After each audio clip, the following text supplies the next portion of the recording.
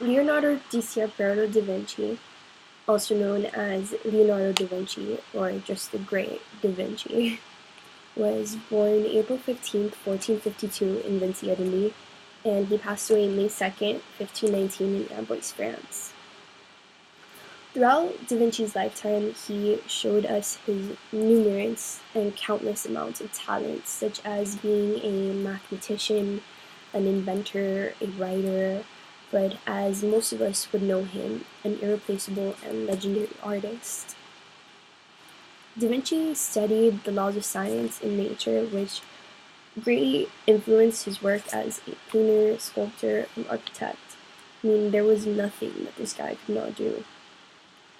His ideas and works of art, which includes Virgins of the Rocks, Last Supper, and the one and only famous Mona Lisa, have influenced countless artists of many generations, and made Da Vinci recognized as none other than the Renaissance man.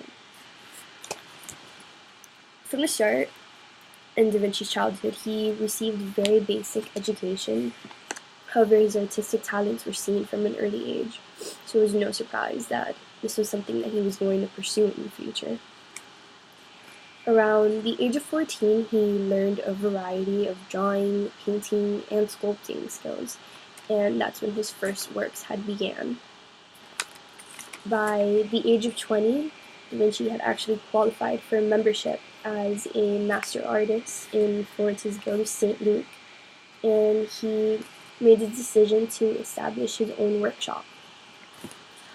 However, he did decide to continue to collaborate with his teacher for an additional 5 years after that. So it definitely showed his humbleness and dedication to somebody who had helped him. Da Vinci was a firm believer in studying that science made him a better artist overall. So this is when Da Vinci began taking the study of anatomy very, very seriously. He performed numerous dissections of human and animal bodies during the 1480s.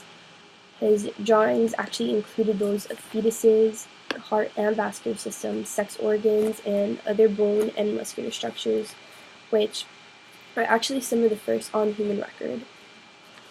In addition to his anatomical investigations, Da Vinci studied botany, geology, zoology, hydraulics, aeronautics, and physics. So he was really, really, really big on science. Loved every beam, rod, anything that had to do with it. So he began to sketch tons of observations on loose sheets of paper.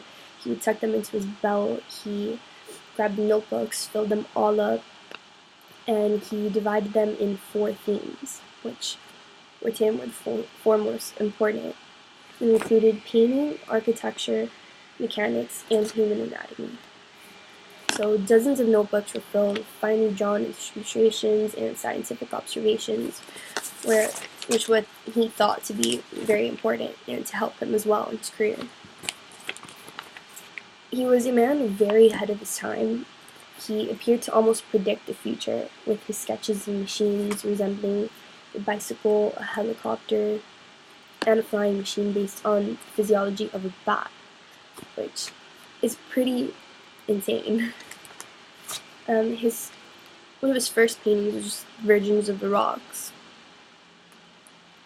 It actually began in 1483 and truly demonstrated a contrast between darkness and light, which can be seen right here. You can see the darkness, and then the main focus with all their faces is when it brightens up. He predicted that this light would give them a 3-dimensional look to his figures, and he used a special technique using subtle graduations rather than just strict borders, which obviously worked out for him because it's a beautiful painting. As we move forward to The Last Supper, another extremely famous painting that he has that I'm sure all of us have seen. It's this right here.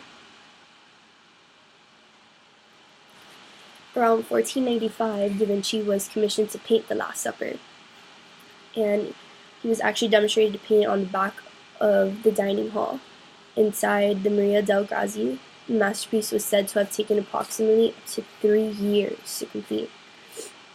So it was a very long process. It takes a lot of patience. It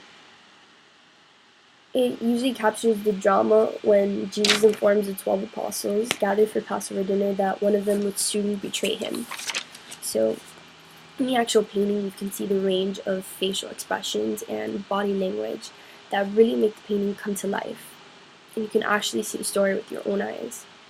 Da Vinci's decision to paint with tempera and oil on dried plaster instead of painting on a fresco on fresh plaster led to a quick deterioration of the painting, and it did begin flaking, but thanks to modern conservation techniques, it's actually been stabilized and still with us today. As we move forward to one of the most amazing and irreplaceable paintings, Mona Lisa, which is this famous one right here. We all know that famous smirk, and it forever holds an artistic love and appreciation in anyone, really. In 1503, his work of the Mona Lisa began, and the allure of the Mona Lisa is the mystery surrounding the identity of the subject. So, up to today, no one has no idea who this could be. It's said to possibly be Princess Isabella of Naples. Also, his own mother is a potential sitter as well. It's also even been discussed that it may be Da Vinci's longtime apprentice alive dressed in women's clothing. So, for all we know, it could not even be a woman, even though that's what it appears to be in our eyes. The Mona Lisa was forever a work in progress, as his attempt was perfection. He wanted it to be completely perfect, and he was always like that. He was a very big perfectionist. He never parted with the painting, and today it actually hangs in the Louvre Museum in Paris, France. It's secured by bulletproof glass, and it's regarded as a priceless national treasure seen by millions of people each year. Da Vinci proved his talents and intelligence depict him as none other than the actual Renaissance man, and someone as irreplaceable as him truly earns it and deserved it.